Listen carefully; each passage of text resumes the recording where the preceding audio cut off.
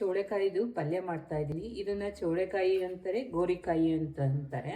ಅದಕ್ಕೆ ಏನೇನು ಬೇಕು ಅಂತ ಹೇಳ್ತೀನಿ. ಕಾಯಿ ತುರಿ, ಕಡಲೆಬೇಳೆ, ಜೀರಿಗೆ, ಸಾಸಿವೆ, ಅರಿಶಿನ, ಈರುಳ್ಳಿ, ಮೆಣಸಿನ್ಕಾಯಿ, ಕರಿಬೇವು, ಬೆಳ್ಳುಳ್ಳಿ, ಶುಂಠಿ, ಒಂದು ಸ್ವಲ್ಪ ಕಡಲೆ ಪುಡಿ ಇಟ್ಕೊಂಡಿದ್ದೀನಿ, ಉಪ್ಪು, ಎಣ್ಣೆ. ಈಗ ಯಾವ ಥರ ಮಾಡೋದು ಅಂತ ತೋರಿಸ್ತೀನಿ. ಗ್ಯಾಸ್ ಆನ್ ಮಾಡ್ಕೊತೀನಿ. ಸ್ವಲ್ಪ ಎಣ್ಣೆ ಹಾಕ್ಕೊತೀನಿ. ಒಂದು 2 ಸ್ಪೂನ್ ಹಾಕ್ಕೊಳ್ಳಿ ಸಾಕು. ಈಗ ಸಾಸಿವೆ ಹಾಕ್ಕೊತಾ ಇದ್ದೀನಿ. ಎಣ್ಣೆ ಕಾದಿದೆ. ಒಂದು ಸ್ವಲ್ಪ ಜೀರಿಗೆ, ಒಂದು ಸ್ವಲ್ಪ ಕಡಲೆಬೇಳೆ, ಒಂದು ಸ್ವಲ್ಪ ಕಡಲೆಬೇಳೆ ಜಾಸ್ತಿ ಹಾಕಿ ಚೆನ್ನಾಗಾಗುತ್ತೆ. ಈರುಳ್ಳಿ ಹಾಕ್ಕೊತಾ ಇದ್ದೀನಿ.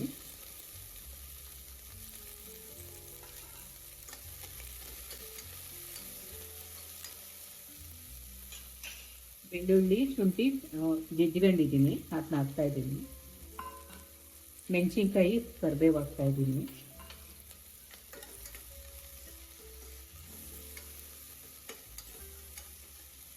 ಸ್ವಲ್ಪ ಮಗ್ಲಿ ಎಣ್ಣೆಲಿ.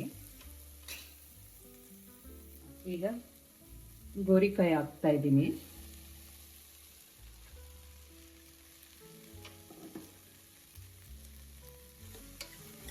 ಇದು ಎಣ್ಣೆಲಿ ಚೆನ್ನಾಗಿ ಮಗ್ಬೇಕು. ಒಂದು 2 ನಿಮಿಷ ಮಗ್ಲಿ ಎಣ್ಣೆಲಿ.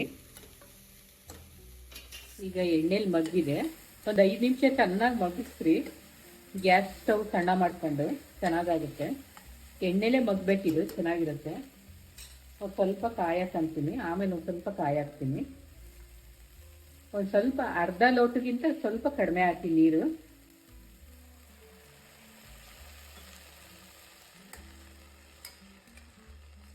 ಇದನ್ನು ಸಣ್ಣಗೆ ಮಾಡಿಬಿಟ್ಟು ಗ್ಯಾಸು ಅದರೊಳಗೆ ಒಂದ್ಸರಿ ಕೂಗಿಸ್ರಿ ಸಾಕು.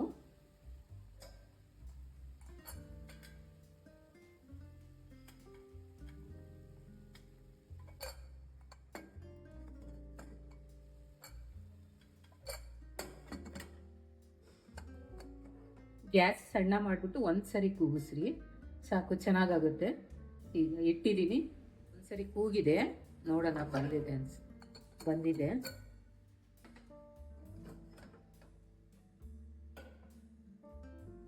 ಇಷ್ಟು ಬೆಂದರೆ ಸಾಕು, ಬೆಂದಿರುತ್ತೆ. ನೀರನ್ನ ಸ್ವಲ್ಪ ಕಡಿಮೆ ಹಾಕ್ಕೊಳ್ಳಿ, ಜಾಸ್ತಿ ಹಾಕೋಬೇಡಿ. ನಾನು ಆವಾಗಲೇ ಹುಣಸೆಹಣ್ಣು ಹೇಳಲಿಲ್ಲ, 1 ಸ್ಪೂನ್ ಹುಣಸೆಹಣ್ಣು ಹಾಕೊಂಡ್ರಿ, ಹುಣಸೆಹಣ್ಣಿನ ರಸನ.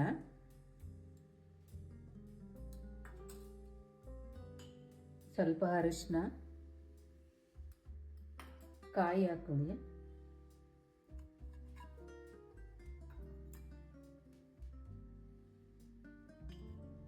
ಸ್ವಲ್ಪ ಉಪ್ಪು. ಗ್ಯಾಸ್ ಆನ್ ಮಾಡ್ಕೊಂಡಿದ್ದೀನಿ ಸ್ವಲ್ಪ.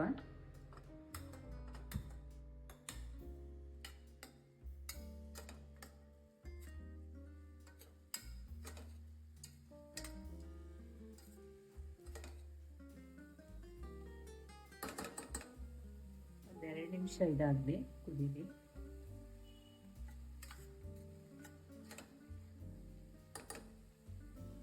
ಈಗ ಆಫ್ ಮಾಡ್ಕೊಂಡು ಕಡಲೆ ಹಿಟ್ಟಲ್ಲ, ಕಡಲೆ ಪುಡಿ, ಇದು ಒಂದು ಅರ್ಧ ಸ್ಪೂನ್ ಹಾಕೊಳ್ಳಿ, ಚೆನ್ನಾಗಾಗುತ್ತೆ.